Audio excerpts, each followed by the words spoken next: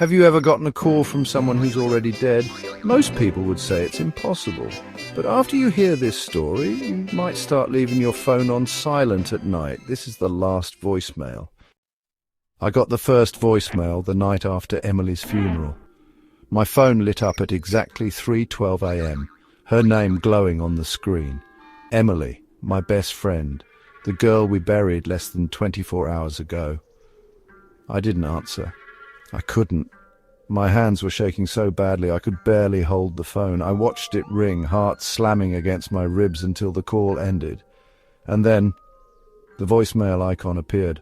I almost deleted it without listening. Almost.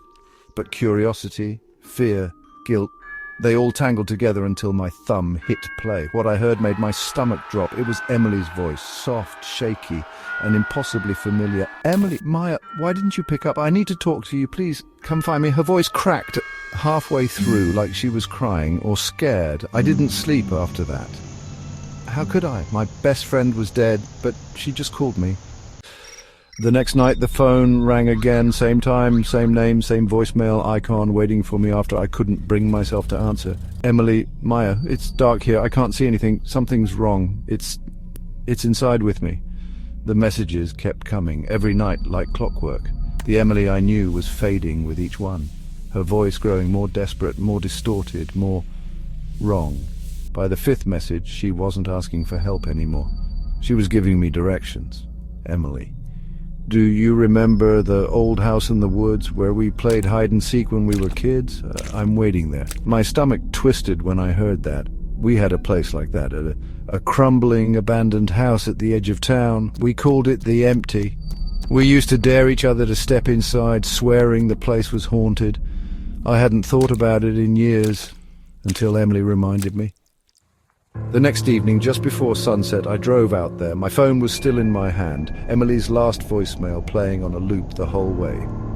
Emily, Vo, come find me, come find me, come find me. Maya, VO. The house looked worse than I remembered. Roof sagging, windows shattered, front door hanging open like a mouth frozen mid-scream. I stepped inside. The air was wrong, too still, too heavy, like the house was holding its breath. Every floorboard creaked under my weight and shadows seemed to twitch in my peripheral vision. Then my phone buzzed. Another voicemail. I played it without thinking, but this time it wasn't Emily's voice. Maya, VO. Maya, please, help me, I'm trapped. Don't let it take me. Maya, VO. My own voice, hoarse and terrified, like I'd been screaming for hours.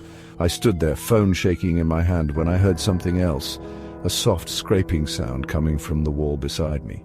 I turned, and there it was, a door that hadn't been there before. It was covered in scratches, like someone, or something, had clawed at it from the inside. My fingers barely brushed the handle when my phone slipped from my grip, landing screen up on the floor. The screen flickered, and the voicemail started playing again. Only this time, the voice wasn't mine. And it wasn't Emily's either. It was something wearing her voice. Entity, VO, you found me. And just like that, the door creaked open.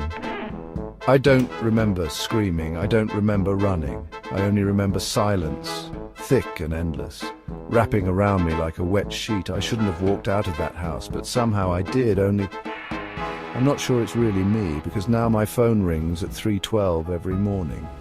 And every time I hear my own voice on the other end, trapped in the dark, begging someone to come find me.